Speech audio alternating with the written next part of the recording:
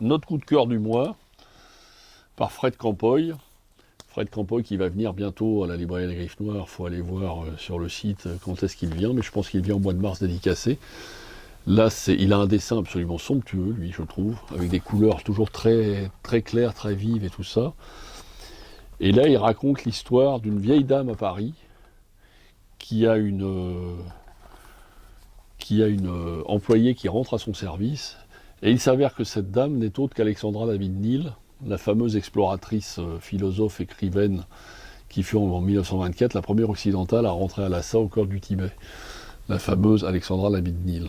Donc, à travers ses souvenirs, à travers ce qu'elle va raconter à cette employée de maison qui est là pour l'aider parce qu'elle est très âgée, dans les années 60 à Paris, nous allons revivre toute la vie et tout l'itinéraire de cette femme prodigieuse qui a été, comme je disais, la première femme à parvenir à Lhasa. C'est absolument superbe parce que dit comme ça a l'air un peu pas terrible, un peu chiant, quoi. Mais déjà, c'est une femme remarquable et donc il serait de bon ton qu'on redécouvre un peu l'œuvre et puis tout ce qu'elle a fait. Mais les dessins sont vraiment très jolis, très beaux.